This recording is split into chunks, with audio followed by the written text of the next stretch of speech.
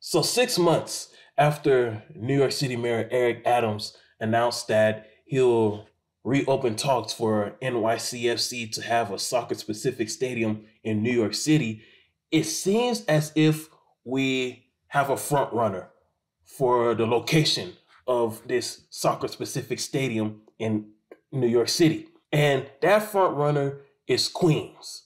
Willets Point in Queens has emerged as the front runner, according to Sam Stejskal of The Athletic.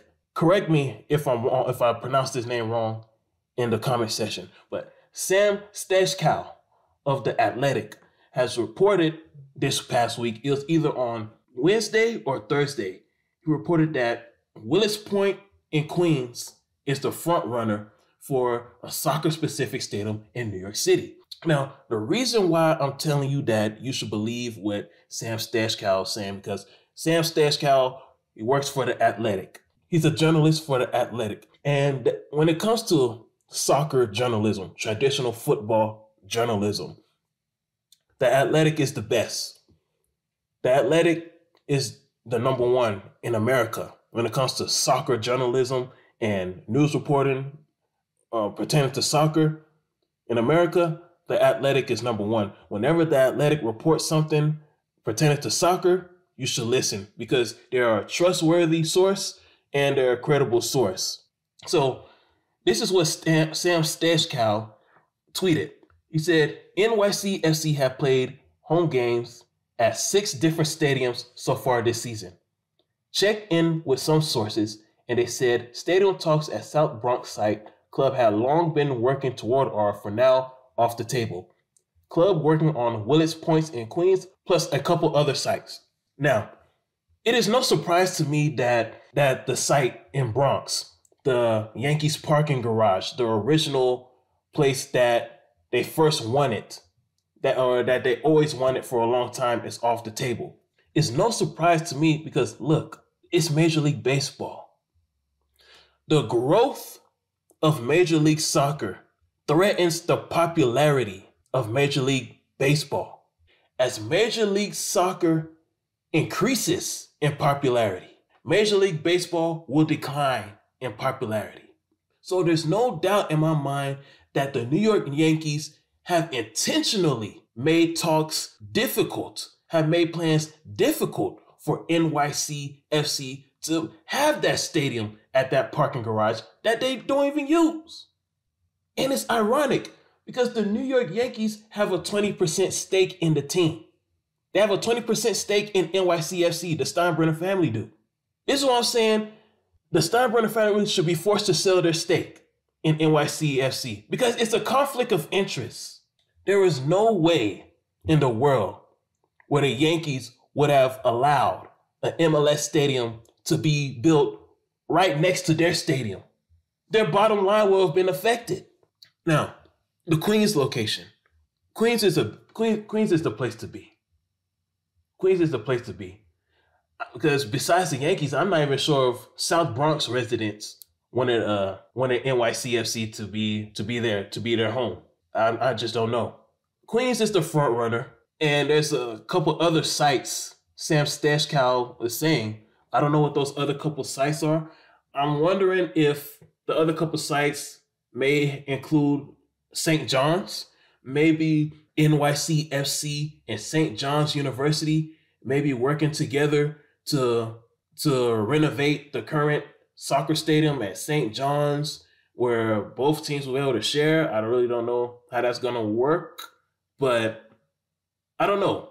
A couple other sites, I don't know what these couple other sites are. Sam Stejskal didn't report what those other couple sites are. Sam Stejskal also went on to say that NYCFC president Brad Sims told me before MLS Cup that the goal is to have a stadium open by the 2026 World Cup, which is something that I have been saying ever since December. You can't have a World Cup at Yankee Stadium, and you don't want to have a World Cup in New Jersey. You want the World Cup to be in the media capital of the world in 2026. New York City has to have a World Cup game in New York City. It has to happen. And he finished the tweet off by saying, said if they could break ground by third quarter 2023, which will be sometime third quarter of 2023. That's July 2023, between July 2023 and September 2023. So they can open for the start of the 2026 MLS season. A lot of work to do before that happens. So right now, these are just aspirations. These are just desires. Nothing is official. NYCFC have not announced anything yet. MLS have not announced anything yet. Mayor Eric Adams of New York has not announced anything yet. Governor Hochul, the governor of New York, has not announced anything yet. But one thing I do know, NYCFC, in order for this to happen, it has to be 100% privately funded, similar to what Miami is doing. After what the Buffalo Bills did, I strongly believe that New York politicians they're going to finally put their big boy pants on and not allow something that the NFL did to ever happen again. I think that New York politicians are finally going to start doing their job. But anyways, I want to add this other element to this. Since nothing is official, it's a what if hypothetical statement. Check this out. One of the reasons why Inter Miami CF had strong support of their soccer specific stadium is because they had a strong ally in the University of Miami football team. And this is just an example of what I've stated in another monologue on how rugby-style football organizations is the MLS's greatest ally. Why? Because they've been in the sports entertainment business longer than you, MLS. And as a result of that, they have more connections to politicians, more connections to businesses, and more connections to the media. If you create a strong relationship, a strong, healthy, good relationship with rugby-style football organizations, they will help you to get to where they're at because they know that their sport is declining and they see the potential that your sport have. So a lot of them not only want to do business with you and be in alliance with you, but they also want to invest in your business. So they're willing to help you as long as you keep a strong, healthy, clean relationship. And this is a strong, healthy, clean relationship that Inter Miami CF have with the Miami Hurricanes. Because the Miami Hurricanes, they also want to play some of their home games at the new soccer-specific stadium, Freedom Park, that's going to be built in Miami, right next to the Miami airport. So what if an NFL team like the New York Giants, what if they said, we also want to have a stadium in New York City. We want to be the official team for NYC. We don't want to be one of those New York teams that say we represent New York, but we play in New Jersey. We want to be in one of those boroughs. It can be Brooklyn. It can be Queens. It can be Staten Island, Long Island. We want to be in NYC. And then they see you. But then they say, okay, but there's a soccer team. There's another football team. They're also trying to get a stadium in one of the boroughs. Let's work with them. Let's talk with them and see how we can put our plans together for us to get, so both of us can get what we want.